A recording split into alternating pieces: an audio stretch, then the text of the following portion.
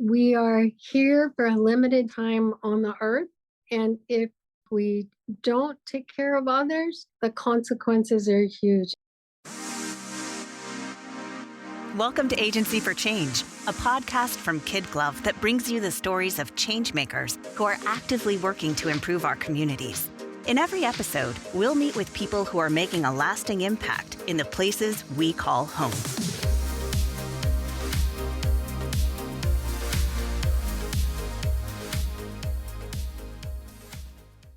In 1964, President Lyndon Johnson declared a war on poverty during his State of the Union address. As a result, that year and the following saw a slew of legislation aimed at funding access to everything from education and food to housing, employment, and medical care. But that last item, medical care, is the one that gave way to the creation of Federally Qualified Health Centers, or FQHCs. If you've never heard of this term, an FQHC is a primary care clinic focused on providing healthcare to underserved populations, regardless of their ability to pay. As a designated FQHC, these health centers, like the one you're going to hear about today, gain access to important funding which allows them to provide much-needed care for those who are uninsured or underinsured.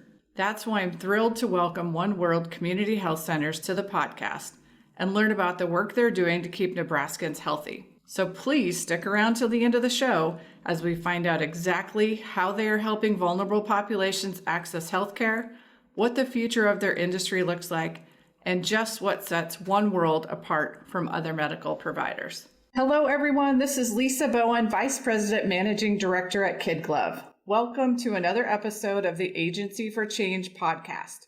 Joining me today is Andrea Skolkin, CEO of OneWorld Community Health Centers, which provides culturally respectful, quality healthcare with special attention to the underserved.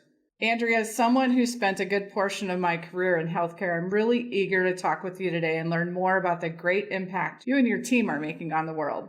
Well, it's great to be here. It's an honor to be asked. Awesome. So before we dive in and talk about OneWorld, let's talk a little bit about you personally and, how your path got you to healthcare and what really inspired you to that industry. And it's an interesting path because healthcare was not planned for me. It was, I think, a matter of circumstances. As I grew up, I'm a second generation American, born in America, from an immigrant family who my grandparents on one side on both sides didn't speak English.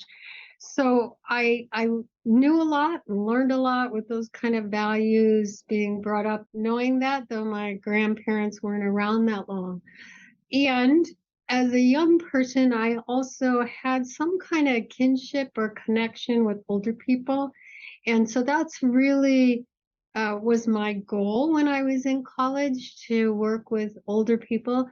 And I eventually got that chance after getting out of school and not knowing what to do and experimenting and having a few different jobs. I did end up finally getting married a little later in life, in my mid-30s, and moved to Minnesota, where I ran the Area Agency on Aging, which was a dream job for me. I had worked in direct service for older people, and that's kind of the path that got me here. We moved to Omaha because my husband's position, I had been about 10 years in my job as the Area Agency on Aging director in the 7-county metro area in Minnesota.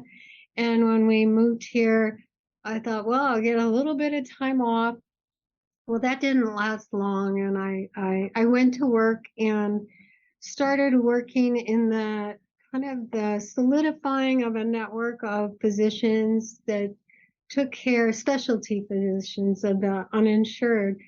And then the position at OneWorld opened up, and I said yes, and that's how I ended up in healthcare. I really didn't have a healthcare background, and some people thought, well, what is she doing? She doesn't know anything about healthcare. And I guess I didn't know what I didn't know and how complicated it would be, but we've kind of grown, I've grown, and we've learned together. Wonderful. How many years have you been at OneWorld? 18 years. Wow, that's quite a career. That's amazing. Amazing. Well, let's talk a little bit about OneWorld. So, those people who don't know and aren't familiar with OneWorld Community Health Centers, can you tell us a little bit about what you and your team do there? Sure. Our mission, as you pointed out, is to provide culturally respectful, quality healthcare with attention to those that are the have-nots in our society, meaning they don't have as much income or they don't have the means or the way to get to healthcare. And our goal is to make sure that everyone does have access, whether we're helping them with transportation or just our open doors and making people feel that they're welcome. And so, what do we do every day? We have quite a variety of services that we provide in 17 clinical locations, having grown quite substantially since when I came, which was 2004. And so we provide medical, dental, behavioral health, and numerous support services, including a literacy center in cooperation with the learning community of Douglas and Sarpy County, a WIC program, some partnerships with each of the health systems in many ways. So there's quite a variety services, but our core is the medical, dental, behavioral health, and I forgot pharmacy. So what we want is that healthcare for people that don't have insurance, and even those that do, is affordable. Awesome. So, would you say that the one thing that makes you different from a typical physician's office, which is what most people think of when they think of healthcare, is your ability to serve the underserved and also that comprehensive care? It sounds like you guys really do everything under one umbrella. Is that right? Right. That is what makes community health centers unique. And there are 7 of us in Nebraska and more across the nation. But the concept is the old-fashioned malls where you could go and get everything you need in one stop. So that is the concept, pack it in, and also that when a patient comes, we're not just checking in for what was going on that day, but trying to fill in the gaps of things going on in their lives. So because so much of healthcare is outside of that visit with the physician, we're trying to make sure that we cover the gamut. That is wonderful. So, we talked a little bit about what a federally qualified health center is. Can you explain to your listeners a little bit more about that and what that means to your ability to provide that special care that you do to your patients? Sure, and really in the federally qualified health center world, we're still new. We just became one in 2001, although we have 52-year history, kind of starting grassroots and volunteerism and growing to what we are today. But that federal qualification, there was in the Johnson administration and the war on poverty. That's when community health centers were given birth to in the United States. And the concept was to put people to work in their communities while bringing healthcare and making communities healthier. And so all health centers remain true to that. And we have lots of regulations. It came with money when we got designated with this federal designation. It comes with a base grant, which helps you defray some of the costs of caring for those that don't have insurance or have less resources and can't pay. And that means that not only do you have all the healthcare regulations that everyone has, but you have another set of regulations on top of it. And then what makes us different than other clinics or other nonprofits is that my bosses, all 19 of them, more than half, one more at least, more than half, are patients of the health center. And in that way, we remain true to what we're doing, and our patients have a voice, and the community has a voice and owns what the organization does. That's amazing. 19 bosses. Well, I don't think anyone would wish that upon anybody. So Yeah. I'm sure your days are interesting. They're a good board, though. We have a great team of leadership. That's amazing. Can we talk a little bit about in your mission, you talk about culturally respectful healthcare. Can you talk to me a little bit about what that means? Sure. So often we hear the word cultural competence, and I think that that's kind of a myth. No one can really know about all cultures and be smart and all knowing. So that's why we use the respect word, because most people understand what respect means. And so we want to make sure that people have autonomy and have dignity and treat people as they would want their family members treated, and to be caring and listening and meeting them where they're at, and not, so though sometimes you have to kind of be directive. What we want is to be where they are and try to put yourself in their shoes, so that little steps that we get taken to improve health are done in partnership with the patient. And I think that that is a demonstration of respect. Absolutely. Absolutely. So we talked about OneWorld focusing on providing healthcare to the underserved. Which populations in Omaha are underserved, and what kind of unique needs do those people have? Well, underserved means a lot to a lot of different people. For us, it means, I think the first criteria, if you will, is income. People that don't have a lot of resources, we use the marker of 200% of poverty. So for a family of four, that's $50,500 today, which I thought growing up, really, when college, if I made 45,000, I would have made it. But in today's world, that money doesn't go very far. So getting health care is a barrier, or there are barriers and challenges. The next piece of what we do is try to make sure that minority populations who are often not feel welcome in the health system, or it might be strange, or immigrants or refugees, have access to healthcare in Omaha. I think it's pretty well known that we have a large Hispanic population and a large African American population. And while it's a welcoming city, there are challenges in getting healthcare. And so those are the two major populations that we focus on. And then language. We want to make sure, because there is a larger Hispanic population and growing in Omaha and in the state of Nebraska, that we can provide care in the Spanish language. So about 65%, maybe 67% of our employees are fluent in Spanish, many of whom it's their native speakers. And that's another part of that word, respect. That's amazing. And communication is such an important part of that provider-patient relationship. So it's amazing that you guys are so conscious of that there. So next, let's talk a little bit about misconceptions. I'm from South Omaha and born and raised there. And I've always thought, when I hear OneWorld, I think South Omaha. But when I was doing some research before the podcast and saw that you have 17 locations, that's amazing. You guys are serving well beyond South Omaha. We are, and always have been, quite honestly. We just caught up with ourselves. We are homed. Our home is South Omaha, and that's our largest location.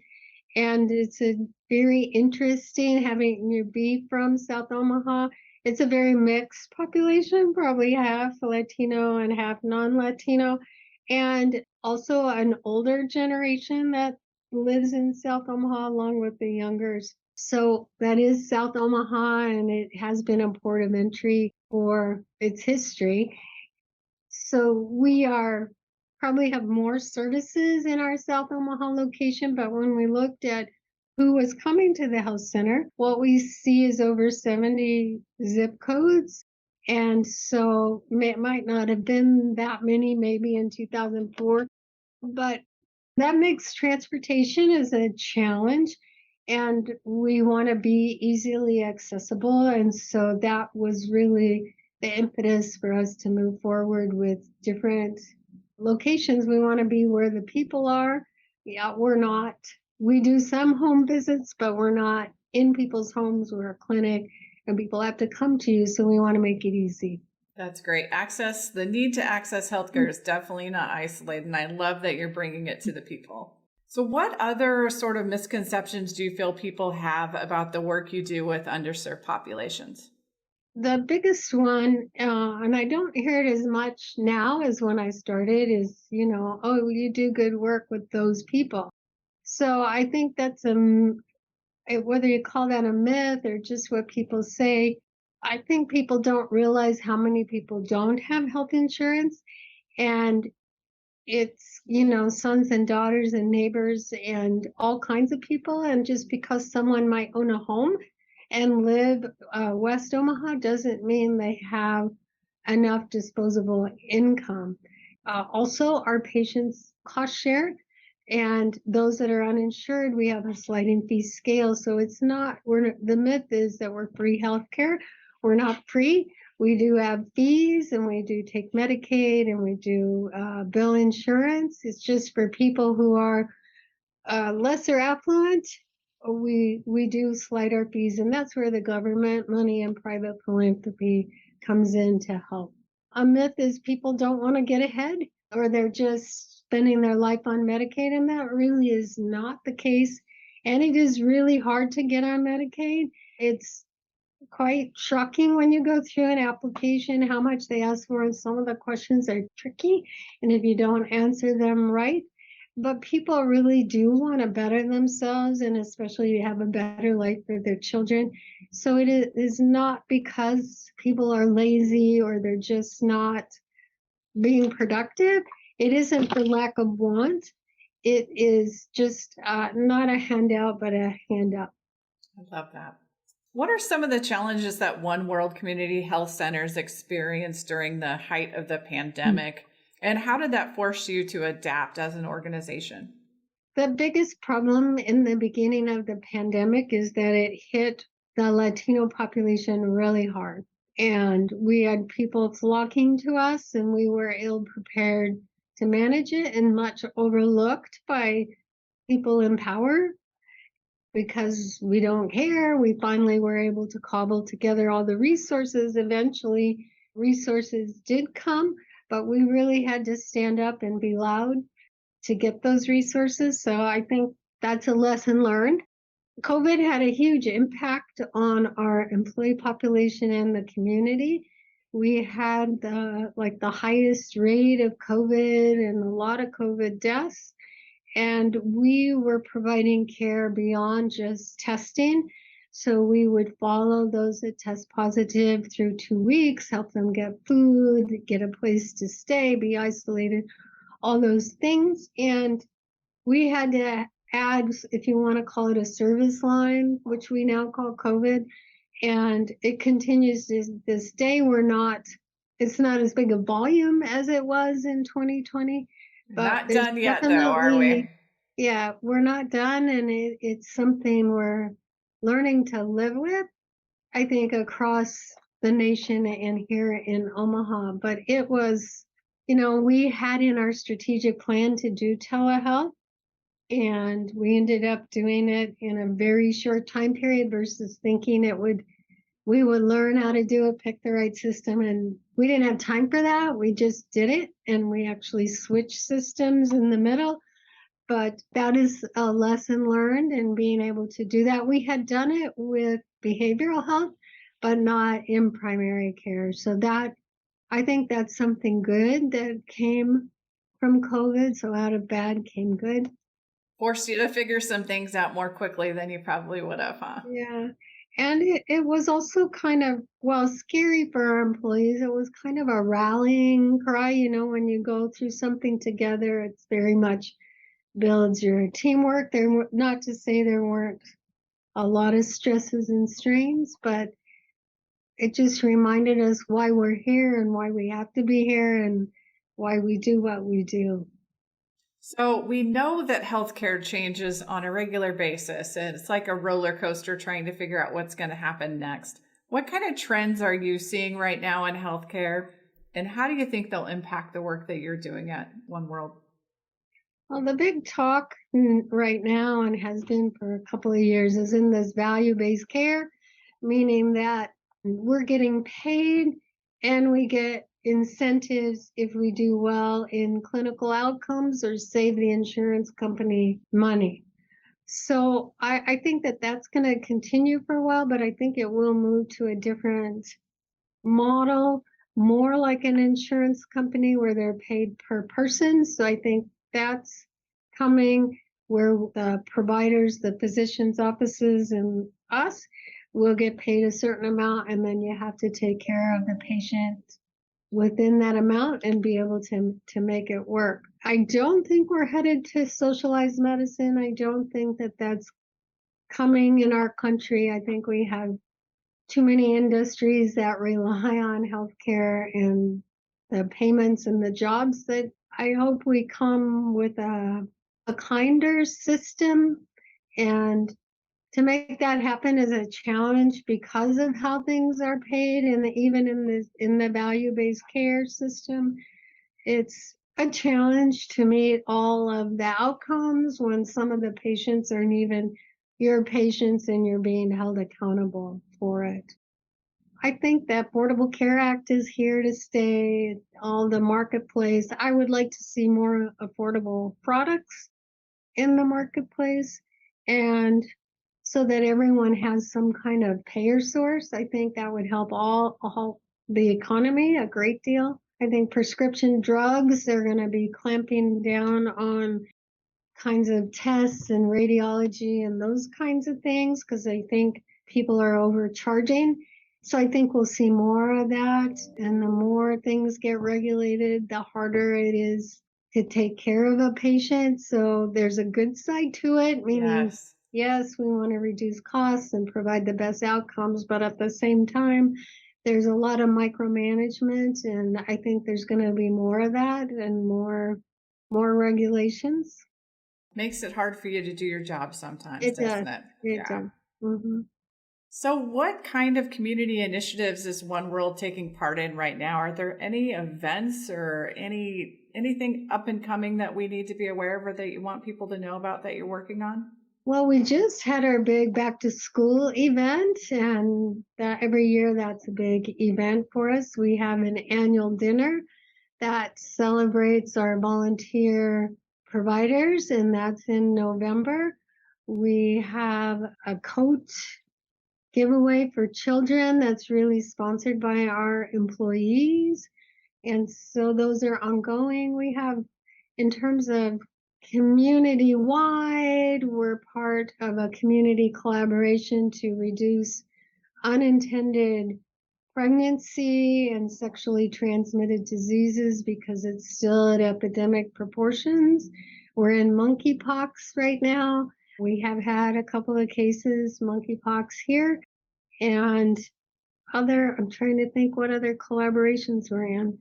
The meeting that I'm about to go to is a new nonprofit that is working on a family resource center for kind of mental health prevention, I would say, and trying to help families get connected to what they need versus having them end up in either juvenile or with law enforcement. So that's a new community collaboration that we're involved in. We're also in this, we're the operating partner for the South Omaha Learning Center, and that's teaching parents English, and then they better interact with their young children through school, and it's proven to show academic success. So that's another collaboration. We partner in lots of ways. We're working with the Stevens Center right now to put some medical clinic services into this transitional housing, which is across the street in South Omaha. We have a myriad of different community. You don't just have that word in your name. You really do live that. You are a true Right. community health center. And all of those things that you're involved in are just a testament to that. You mentioned two words that I was pretty sure you were going to mention today, monkeypox and mental health. I mean, two big things you're dealing with. And mental health it's always been an issue and won't get any easier anytime soon. But I do love that it's the topic of lots of conversations lately. So Yeah, and as well it should be. We're Yeah. good at having emergency rooms, but we're not good at anything else related to mental health. We need more services. So, what do you think the future holds for OneWorld? You mentioned lots of things you're working on, but do you have any specific goals you'd like to accomplish during your time as CEO? Oh, well, my goal, so to speak, or my mantra is that I really don't want anyone to lose sleep over feeling like they can't get health care, and I want people to know that we're here. So I do see that we'll have a little more expansion, maybe not as huge as we've had. We do have a new clinic opening kind of in the Ralston area for children's dental in the beginning of 2023. So there will be some expansion because we just want to be in the neighborhood so people can get to us. And workforce is a big issue across all employers and including the nonprofit industry. So doing some work and being a little more innovative in how we're recruiting and retaining our staff. Our staff have become as important to me, in fact, probably more, I shouldn't say that, than our patients. Kind of watching their pathways and watching people grow who've been hired from the community and taken their first job and now moved into leadership positions. So I'm that makes me feel really good, and I would like to see more of that as time goes on. Okay, so Andrea, I'm inspired by motivational quotes. Can you give us a few of your own words of wisdom for our listeners? What I believe is that we are here for a limited time on the earth. And if our job is to take care of others, and if we don't take care of others, the consequences are huge. It gives me great feelings. It is just very important to take care of others. And that is the purpose of being here, because when all is said and done and I'm gone and other people are gone, what is left is what you were able to create around you. So we want to make the world a better place, and OneWorld is doing our part. Wonderful. So, for our listeners who would like to learn more about your work, how can they find out more about OneWorld? Well, they can go to our website, www.oneworldomaha.org. Oh, one is spelled out, no spaces or underlines. Or they can call at 402-502-8845. That's an administrative number. If they need an appointment, we'd love to help, whether it's medical, dental.